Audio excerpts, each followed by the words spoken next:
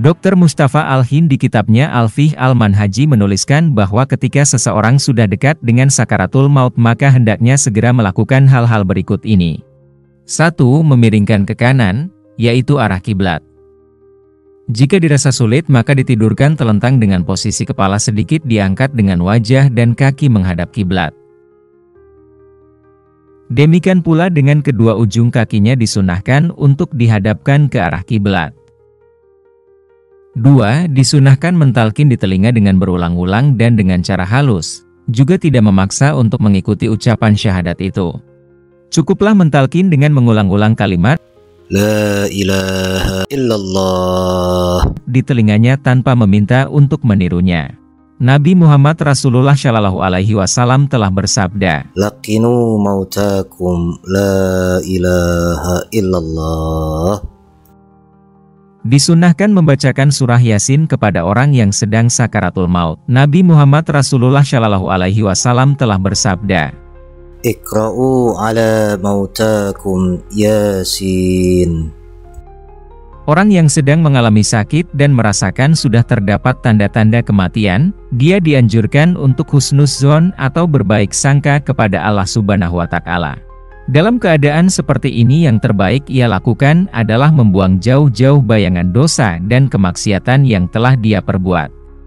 Sebaliknya, dia dianjurkan untuk membayangkan bahwa Allah Subhanahu wa Ta'ala akan menerimanya dan mengampuni semua dosa-dosanya. Allah Subhanahu wa Ta'ala telah berfirman dalam hadits qudsi yang diriwayatkan oleh Imam Bukhari dan Imam Muslim. Ana 'inda dhanni 'abdi bi. Abdurrahman bin Muhammad bin Husain bin Umar dalam kitabnya Bughyatul Mustarsyidin menuliskan, orang yang sedang nazah, saking perih dan sakitnya maka akan merasakan sangat haus dan setan biasanya menggodanya dengan mengiming-imingi berupa minuman dengan syarat mau menyekutukan Allah Subhanahu wa Ta'ala. Maka disunahkan bahkan diwajibkan memberikan minuman kepada orang yang sedang sakaratul maut.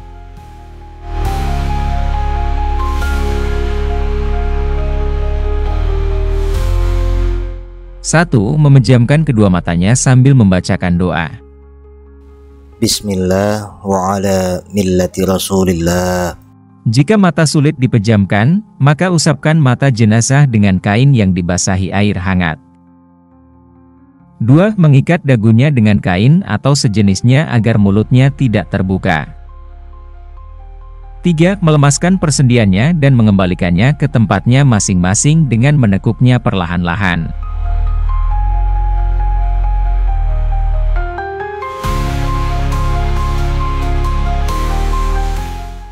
Jika jenazah wafat sudah dalam keadaan kaku, maka gunakan air cuka untuk melemaskan persendiannya.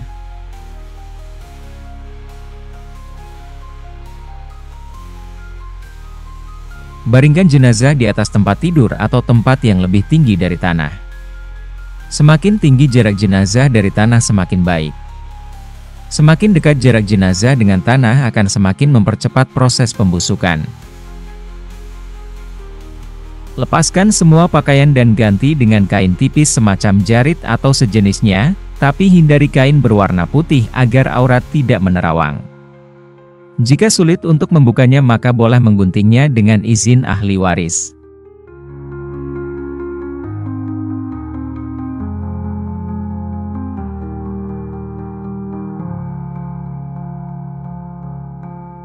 Enam, hadapkan wajah dan kaki jenazah ke arah kiblat.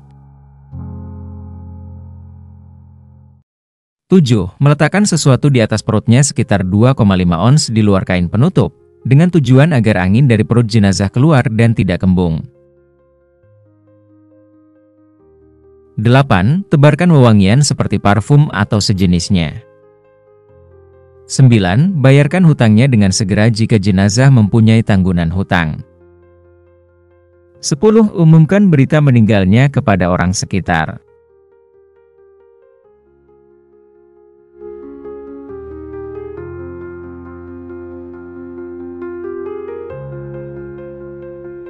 Berikut adalah daftar orang-orang yang paling berhak memandikan jenazah laki-laki yang belum mempunyai istri.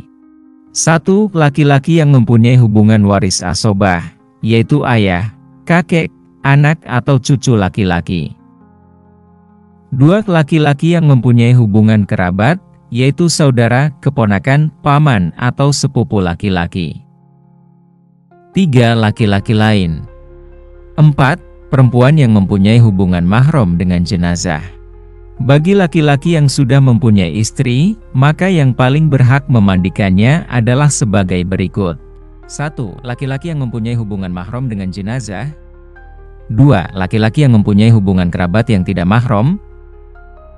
3. Istri. 4. Laki-laki lain. 5. Jika tidak ada laki-laki sama sekali, maka yang berhak memandikannya adalah perempuan yang mempunyai hubungan mahram dengan jenazah.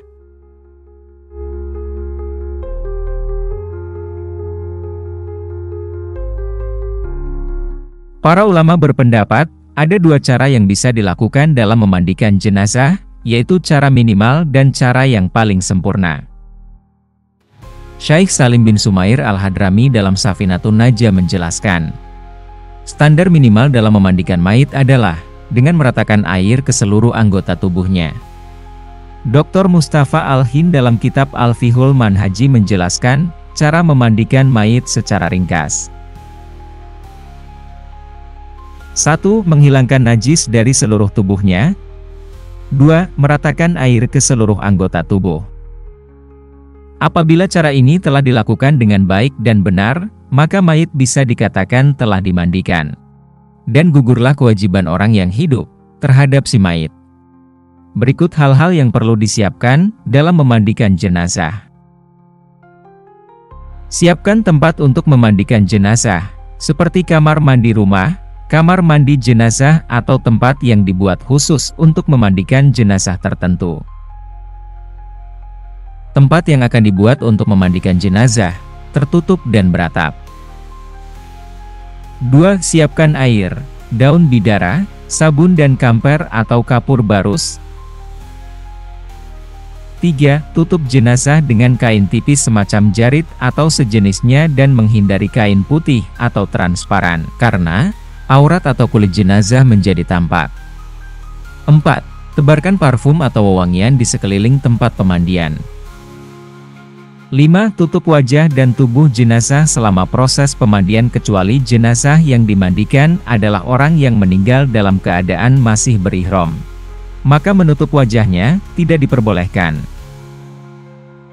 6. Letakkan jenazah pada meja atau tempat yang telah disediakan untuk dimandikan. Apabila tidak ada tempat khusus untuk memandikan, sebagai alternatif jenazah boleh dipangku oleh orang yang memandikan. Orang yang memandikan adalah orang yang amanah dan bisa menjaga rahasia. Hal ini sangat penting karena terkadang terdapat 1-2 cacat atau kekurangan dalam tubuh jenazah. Selain orang berkepentingan untuk memandikan dilarang masuk area pemandian.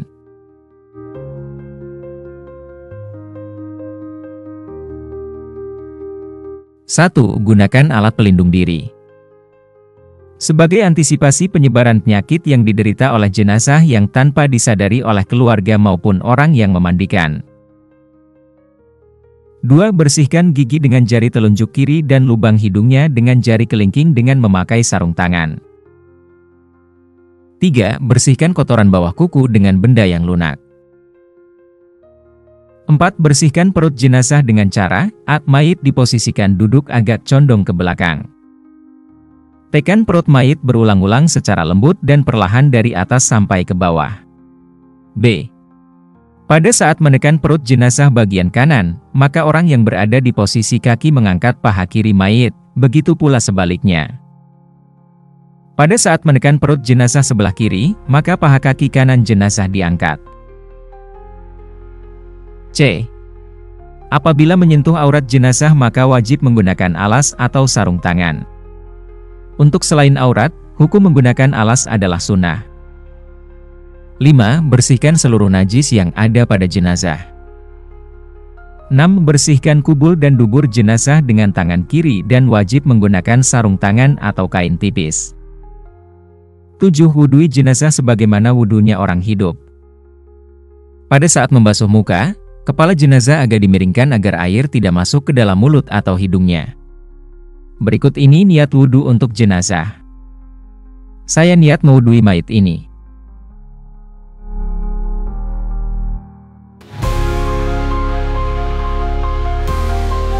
Setelah proses persiapan memandikan mayit sudah selesai, berikutnya adalah proses memandikan jenazah. 1. Siram seluruh tubuh jenazah dengan air netral secara merata. 2. Sampo kepala dan rambut jenazah kemudian disisir pelan-pelan agar tidak rontok. Kemudian bilas. Dan apabila terdapat rambut yang rontok, maka wajib dikubur. Dan sunnah memasukkan rambut yang rontok itu ke dalam kain kafan bersama jenazah. 3. Siram seluruh tubuh mayit dengan air yang telah dicampur sabun. 4. Siram seluruh tubuh mayit dengan air bersih untuk menghilangkan bekas sabun, dimulai dari sebelah kanan. Kemudian mayit dimiringkan ke kiri untuk menyiram punggu dari arah kanan. Setelah menyiram bagian kanan jenazah dimiringkan ke kanan untuk menyiram bagian punggung dari arah kiri. Saat memiringkan jenazah ke kanan, mulailah dengan mengangkat kaki kirinya, kemudian dinaikkan di atas kaki kanan. Begitu pula sebaliknya, pada saat akan memiringkan ke kiri, maka kaki kanan ditaruh di atas kaki kiri terlebih dahulu. 5. Menyiram jenazah dengan air yang telah dicampur dengan daun bidara. 6. Menyiram jenazah dengan air yang telah dicampur sedikit kapur barus. Terjadi perbedaan pendapat dalam urutan penyiraman antara satu tempat dengan daerah lain, namun pada prinsipnya dalam memandikan jenazah adalah meliputi 3 hal berikut, yaitu membersihkan, mewangikan dan mengawetkan. Penggunaan air netral adalah untuk membersihkan. Penggunaan daun bidara atau sabun adalah untuk mewangikan selain untuk membersihkan. Dan kapur barus berfungsi untuk menjadikan tubuh jenazah lebih awet.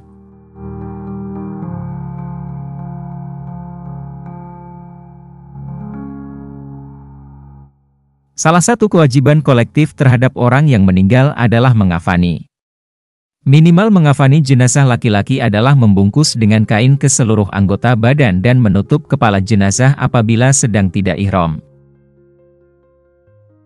Berikut tata cara mengafani jenazah laki-laki secara sempurna. 1. Sunnah menggunakan 3 lembar kain kafan berwarna putih. Apabila menggunakan kain selain putih maka hukumnya makruh.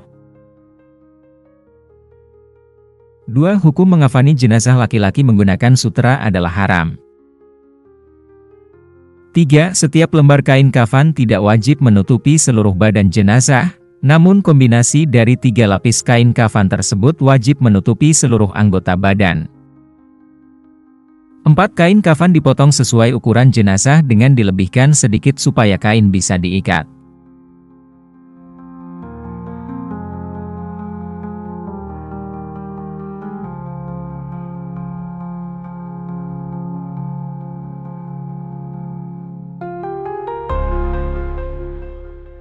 5. Taruhlah 5 tali yang disobek atau dipotong dari kain kafan untuk mengikat jenazah dengan dipanjangkan sebelah kanan karena nantinya ikatan tali akan ada di sebelah kiri. Jumlah ikatan tidak ada ketentuan khusus dan bisa disesuaikan dengan kebutuhan. Tujuan ikatan pada kain kafan adalah agar kafan tetap rapi dan tidak berserakan saat ditandu. 6. Rentangkan kain pertama pada posisi tengah, setelah itu rentangkan kain kedua agak geser ke sebelah kanan jenazah. Dan rentangkan kain ketiga agak geser ke sebelah kiri jenazah.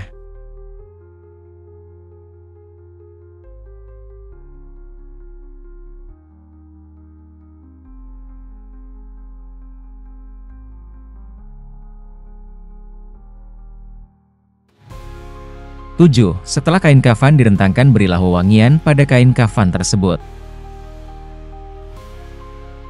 8. Letakkan jenazah di atas kain kafan yang sudah tertata rapi sehingga aurat jenazah tidak terlihat. 9. Kedua ibu jari kaki diikat dengan kain secukupnya dan tangan kanan disedekapkan dengan posisi tangan kanan di atas tangan kiri, dan menyedekapkan ini hukumnya sunnah. 10. Tutuplah semua lubang yang ada, termasuk lubang kubul dan dubur tanpa melihat auratnya. 11. Tutuplah kain kafan lapisan pertama dan kedua dengan rapi.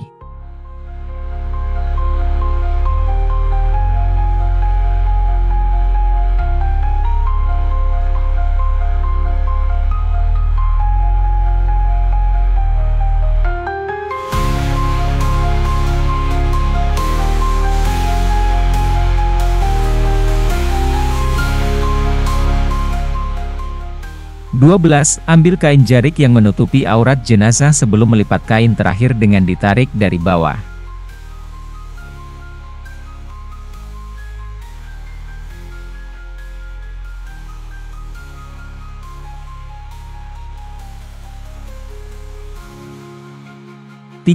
Lipatlah kain terakhir untuk menutupi seluruh anggota badan jenazah.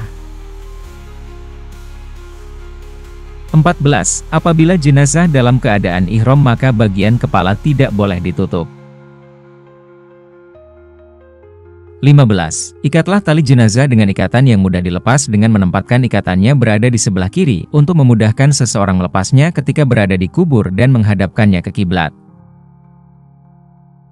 16. Makruh memakaikan baju dan penutup kepada jenazah dengan semacam surban atau peci.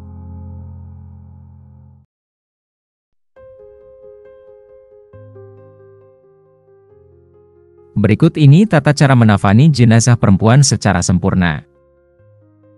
1. Sunnah menggunakan 5 kain kafan berwarna putih, dengan rincian 2 lapis kain sebagai pembungkus, 1 kerudung, 1 sarung dan 1 baju.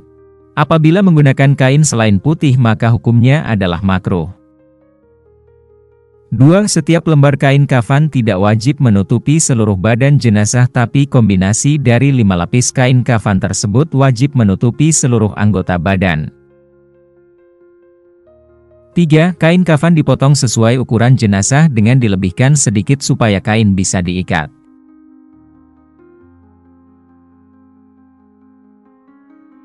4. Taruhlah 5 tali yang disobek atau dipotong dari kain kafan untuk mengikat jenazah dengan dipanjangkan sebelah kanan, karena nantinya ikatan tali akan ada di sebelah kiri. Jumlah ikatan tidak ada ketentuan khusus dan bisa disesuaikan dengan kebutuhan. Tujuan ikatan pada kain kafan adalah agar kafan tetap rapi dan tidak berserakan saat ditandu. 5. Rentangkan kain pertama agak geser ke sebelah kanan jenazah. Kemudian rentangkan kain kedua agak geser ke sebelah kiri jenazah. 6. Rentangkan baju tepat dengan tubuh jenazah.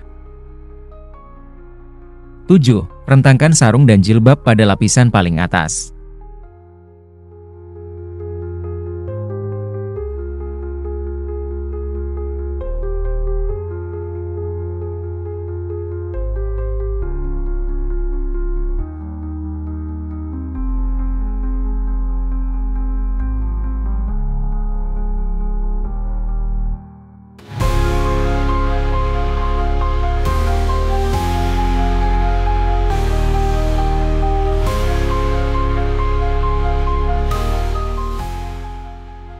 8. Setelah sempurna direntangkan berilah wewangian pada kain kafan tersebut. 9. Letakkan jenazah di atas kain kafan yang sudah tertata rapi sehingga aurat jenazah tidak terlihat. 10. Kedua ibu jari kaki diikat dengan kain secukupnya dan tangan kanan disedekapkan dengan posisi tangan kanan di atas tangan kiri, dan menyedekapkan ini hukumnya sunnah. Menurut Syafi'iyah boleh meluruskan kedua tangan di samping kanan dan kiri jenazah. 11. Tutuplah semua lubang yang ada, termasuk lubang kubul dan dubur tanpa melihat auratnya. 12. Lipatlah kain kafan yang pertama yaitu sarung, dan kain kafan kedua yaitu jilbab, dengan lipatan rapi.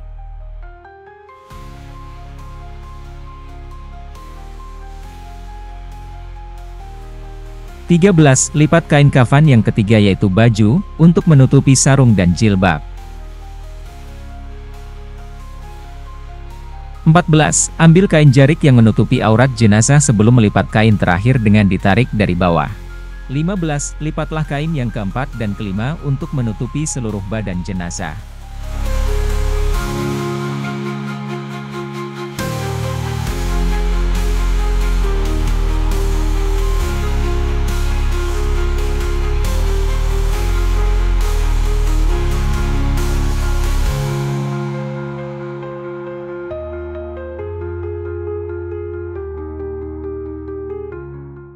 16. Apabila jenazah dalam keadaan ihram maka bukalah wajah jenazah. 17. Ikatlah tali jenazah dengan ikatan yang mudah dilepas dengan menempatkan ikatannya berada di sebelah kiri, untuk memudahkan seseorang melepasnya ketika berada di kubur dan menghadapkannya ke kiblat.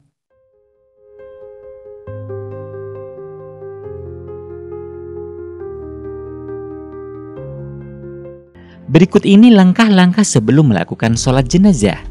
1. Memposisikan kepala jenazah di sebelah kiri imam apabila jenazah laki-laki, dan meletakkan kepala jenazah di sebelah kanan imam apabila jenazah perempuan atau khuntha berkelamin dua.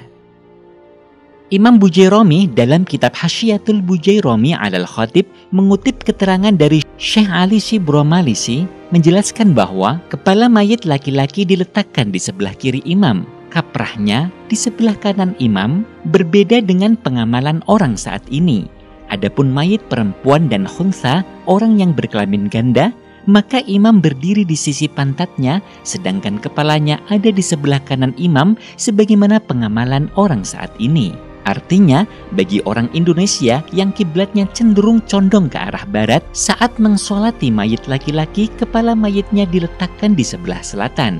Sedangkan saat mengsolati mayit perempuan dan khuntha, kepala mayitnya diletakkan di sebelah utara. Ini berbeda dengan kebiasaan yang umum dilakukan di masyarakat yang mengsolati mayit baik laki-laki maupun perempuan dengan meletakkan kepala mayitnya di arah utara atau sebelah kanan imam. Meski demikian, apa yang telah menjadi kebiasaan di masyarakat tersebut tidaklah menjadi masalah dan bukan sesuatu yang dilarang.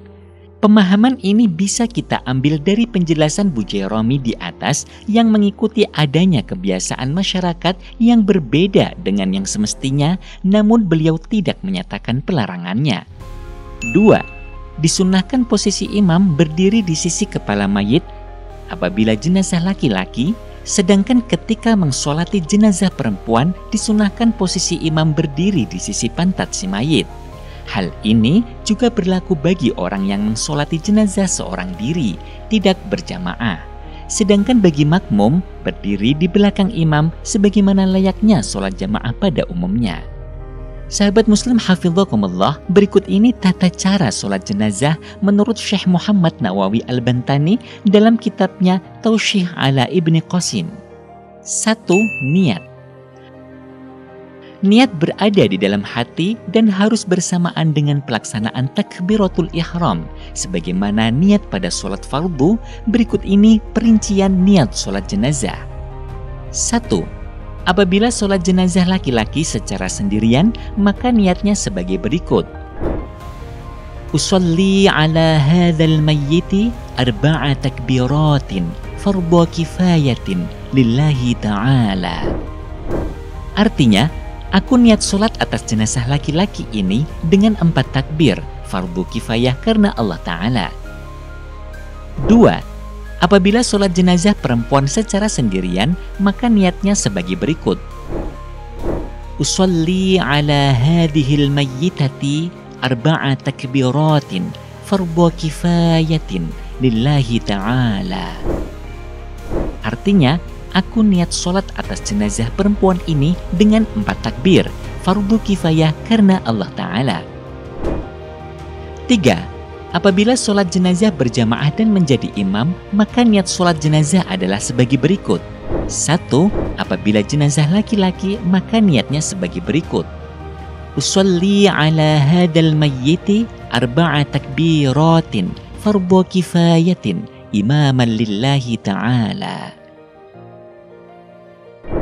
Artinya, aku niat sholat atas jenazah laki-laki ini dengan 4 takbir, fardu kifayah menjadi imam karena Allah Ta'ala. B. Apabila jenazah perempuan, maka niatnya sebagai berikut. Usolli ala hadhil mayyitati arba'a takbiratin fardu kifayatin imaman lillahi ta'ala. Artinya, aku niat sholat atas perempuan ini dengan 4 takbir, fardu kifayah menjadi imam karena Allah Ta'ala.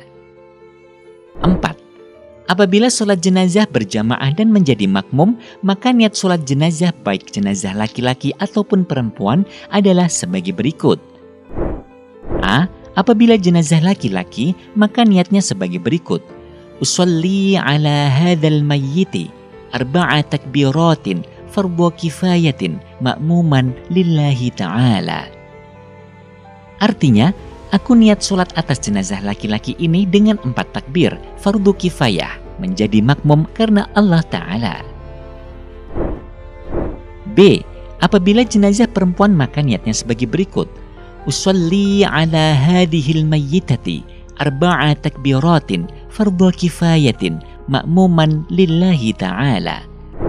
Artinya, aku niat sholat atas jenazah perempuan ini dengan 4 takbir fardhu kifayah menjadi makmum karena Allah Ta'ala.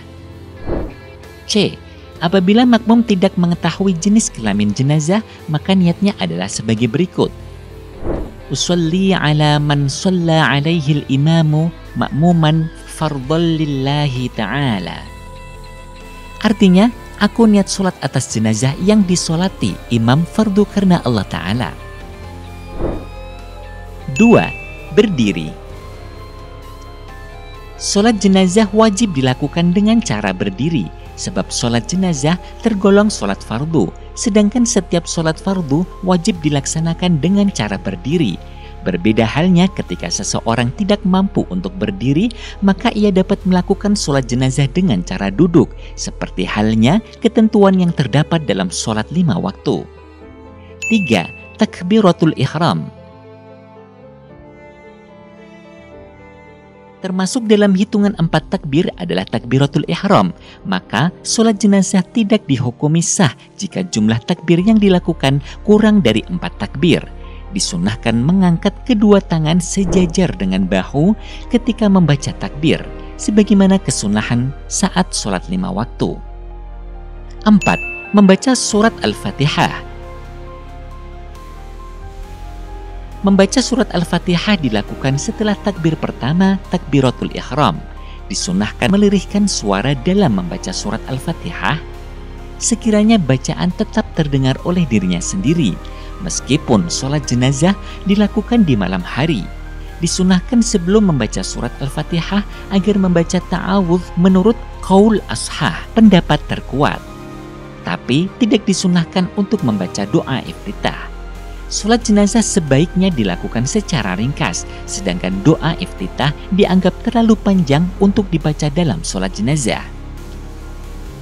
5. Takbir kedua. 6. Membaca sholawat. Bacaan minimal sholawat yang mencukupi dalam sahnya sholat jenazah adalah sebagai berikut. Allahumma sholli ala Muhammad. Artinya, ya Allah limpahkanlah rahmat kepada Nabi Muhammad. Sedangkan bacaan sholawat yang paling sempurna adalah bacaan sholawat Ibrahimiyah, yakni sholawat yang dibaca ketika tasyahud akhir dalam sholat fardu 5 waktu. Berikut bacaannya. Allahumma sholli ala Sayyidina Muhammad وعلى آل سيدنا محمد كما صليت على سيدنا إبراهيم وعلى آل سيدنا إبراهيم وبارك على سيدنا محمد وعلى آل سيدنا محمد كما باركت على سيدنا إبراهيم وعلى آل سيدنا إبراهيم fil alamina innaka hamidum majid. Artinya, ya Allah, limpahkanlah rahmat kepada Nabi Muhammad dan kepada keluarga Nabi Muhammad, sebagaimana telah Engkau limpahkan rahmat kepada Nabi Ibrahim dan keluarga Nabi Ibrahim. Limpahkanlah pula keberkahan bagi Nabi Muhammad dan bagi keluarga Nabi Muhammad, sebagaimana telah Engkau limpahkan keberkahan bagi Nabi Ibrahim dan bagi keluarga Nabi Ibrahim. Sesungguhnya di alam semesta Engkau maha terpuji dan maha agung.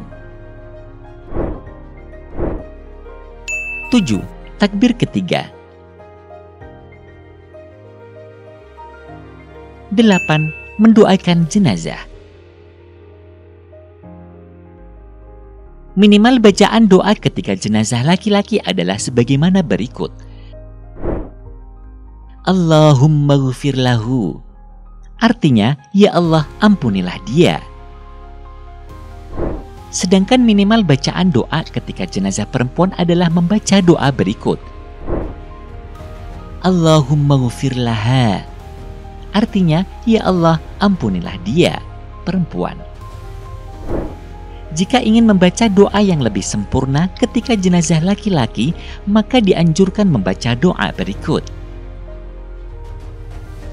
Allahumma ghfir lahu warhamhu wa'afihi wa'fu anhu wa akrim nuzulahu wa wasi' madkhalahu wa ghsilhu bil ma'i wal thalji wal barad wa naqqihi minal khotoya kama naqaita thawbal abyadha minad danas wa abdilhu daran khairan min darih wa ahlan khairan min ahlihi wa zawjan khairan min zawjihi wa dakhilhul jannata wa a'idahu min adzabil qabri wa min adzabin nar. Artinya, ya Allah, ampunilah dia, rahmatilah dia, bebaskanlah dan maafkanlah dia, muliakanlah tempatnya, luaskanlah kuburnya, dan mandikanlah ia dengan air, salju, dan es. Bersihkan dia dari segala kesalahan, sebagaimana engkau membersihkan baju yang putih dari kotoran. Berikan ia rumah yang lebih baik dari rumahnya di dunia, keluarga yang lebih baik dari keluarganya, pasangan yang lebih baik dari pasangannya, kemudian masukkanlah ia ke dalam surga dan lindungilah ia dari siksa kubur dan siksa neraka. Sedangkan jenazah perempuan, maka dianjurkan membaca doa berikut ini. Allahumma ighfir laha warhamha wa'afiha wa'fu anha wa akrim nuzulaha wa wasi' madkhalaha wa ghsilha bil ma'i wal thalji wal barad wa naqqiha minal khotoya kama naqaita thawbal abyadha minad danas wa abdilha daran khairan min dariha wa ahlan khairan min ahliha wa zawjan khairan min zawjiha wa adkhilhal jannata wa a'idha min adzabil qabri wa min adzabin nar. Artinya, ya Allah, ampunilah dia, rahmatilah dia, bebaskanlah dan maafkanlah dia, muliakanlah tempatnya, luaskanlah kuburnya, dan mandikanlah ia dengan air, salju, dan es. Bersihkan dia dari segala kesalahan, sebagaimana engkau membersihkan baju yang putih dari kotoran. Berikan ia rumah yang lebih baik dari rumahnya di dunia, keluarga yang lebih baik dari keluarganya, pasangan yang lebih baik dari pasangannya. Kemudian masukkanlah ia dalam surga dan lindungilah ia dari siksa kubur dan siksa neraka. 9. Takbir yang keempat.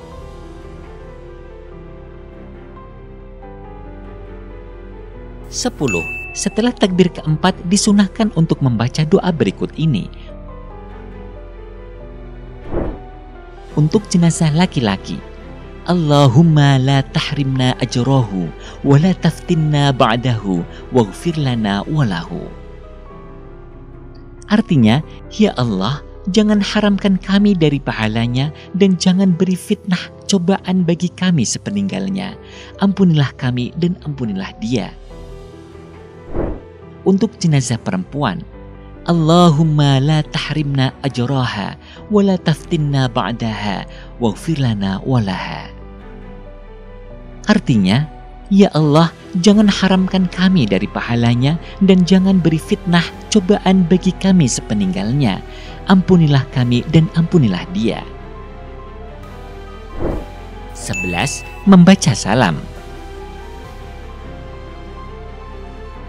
Membaca salam ini dilakukan setelah melaksanakan takbir yang keempat dan setelah membaca doa yang dilafalkan setelah takbir keempat jika ia membaca doa sunnah itu.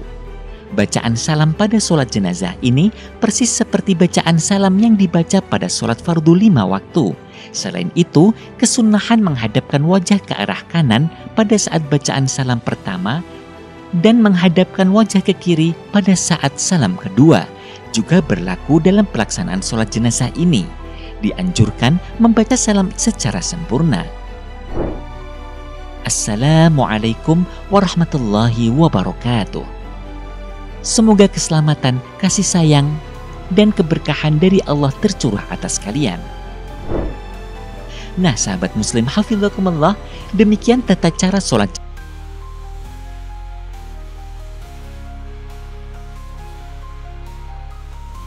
Salah satu kewajiban terhadap jenazah setelah dimandikan, dikafani, dan disolatkan adalah menguburkannya. Berikut ini tata cara mengubur jenazah secara sempurna. Pertama, menggali tanah dengan kedalaman berkisar 3,5 hingga 4,5 dhira' atau setara antara 1,62 sampai 2,1 meter. Kedua, terdapat dua bentuk liang kubur. Pertama, al-lahdu. Kedua, asyaqqu. Al-lahdu adalah galian kubur di mana tembok bagian bawah yang searah dengan kiblat diberi lubang yang cukup untuk meletakkan jenazah.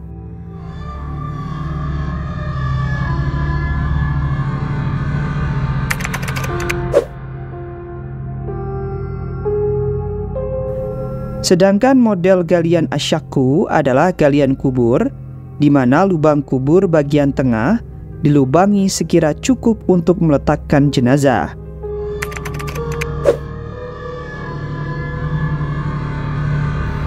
Apabila tanah kuburan tidak mudah longsor, hendaknya menggunakan model al-lahdu. Apabila tanahnya gembur atau lunak sehingga mudah longsor, maka galian yang lebih tepat adalah model galian asyaqqu. Ketiga, setelah liang kubur sudah siap dan jenazah sudah sampai di pemakaman, ambil 3 genggam tanah. Tanah pertama bacakan minha khalaqnakum. Tanah kedua bacakan wa fiha nu'idukum. Wa fiha nu'idukum.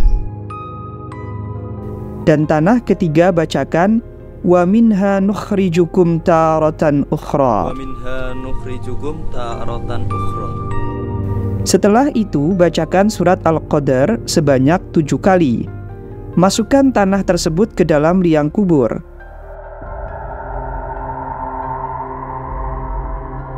Amalan ini bertujuan supaya mayit tidak disiksa di dalam kubur sebagaimana disampaikan oleh Syekh Abu Bakar Muhammad Syata' dalam kitab I'anatut Thalibin. Keempat, sunnah menutupi liang kubur dengan semisal kain atau benda lain saat menurunkan jenazah ke liang kubur.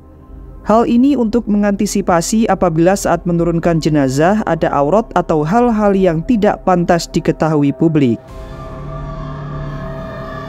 Kelima, pada saat meletakkan jenazah di liang kubur, sunnah membaca Bismillahi wa ala millati Rasulillah. Keenam, bagi penduduk Indonesia, kepala jenazah disunnahkan berada di sebelah utara dengan memiringkan seluruh tubuhnya. Ketujuh, apabila bentuk liang kubur berupa al-lahdu, maka cara menguburkannya adalah sebagai berikut. Pertama, tempatkan jenazah pada liang al-lahdu, kemudian miringkan jenazah dengan menghadap kiblat. Kedua, sandarkan tubuh jenazah pada tanah yang dibentuk bulat atau batu bata. Sebaiknya hindari menyandarkan wajah dan kaki jenazah pada dinding makam. Ketiga, buka masing-masing ikatan kain kafan. Keempat, sunnah menempelkan pipi jenazah pada tanah dengan cara membuka kain kafan yang menutup kepala jenazah bagian kanan. Kelima, buka kain yang menutup kepala jenazah, kemudian mengadzani dan mengiqamati jenazah. Allahu Akbar, Allahu Akbar, asyhadu an la ilaha illallah.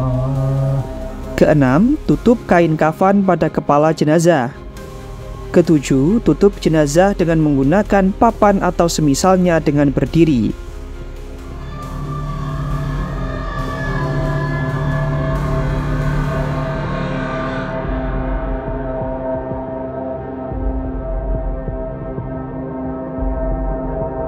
Kedelapan, apabila bentuk liang kubur berupa asyaqqu, maka cara menguburkannya adalah sebagai berikut. Pertama, tempat jenazah pada lubang yang telah tersedia, kemudian miringkan jenazah dengan menghadap kiblat. Kedua, sandarkan tubuh jenazah pada tanah yang dibentuk bulat atau batu bata. Sebaiknya hindari menyandarkan wajah dan kaki jenazah pada dinding makam.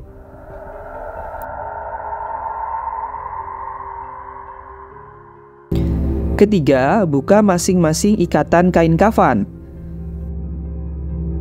Keempat, sunnah menempelkan pipi jenazah pada tanah dengan cara membuka kain kafan yang menutup kepala jenazah bagian kanan.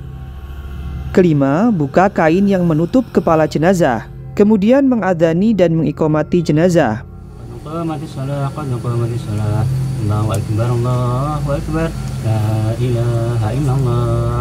Keenam, tutup kain kafan pada kepala jenazah.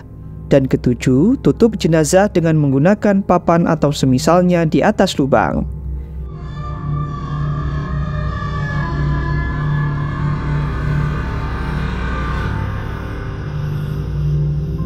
Selanjutnya, uruk makam.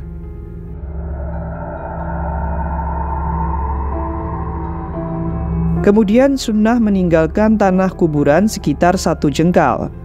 Tandai makam dengan batu nisan, papan atau sejenis yang diletakkan sejajar dengan kepala atau kaki jenazah. Selanjutnya boleh menulis nama dan nasab jenazah pada nisan dengan tujuan supaya mudah diziarahi suatu saat nanti. Sunnah meletakkan dahan pohon yang masih segar atau menaburkan bunga atau benda basah yang wangi di atas makam. Sunnah memercikan air biasa atau air yang beraroma wangi di atas kuburan. Tidak boleh menuangkan air kelapa di atas kuburan karena termasuk mubadir. Terakhir, menurut beberapa ulama, disunnahkan mentalkin mayit setelah menguburnya. Demikianlah proses penyelenggaraan jenazah mulai dari sakaratul maut sampai dengan jenazah dikuburkan. Semoga bermanfaat dunia akhirat. Terima kasih saya haturkan kepada pembuat konten video ini yaitu NU Online dan saya sudah meminta izin melalui email kepada adminnya untuk mengedit video ini untuk durasi dan pembelajaran anak-anak murid di SMA Islam Al-Azhar 8 Sumarekon, Bekasi. Thanks for watching.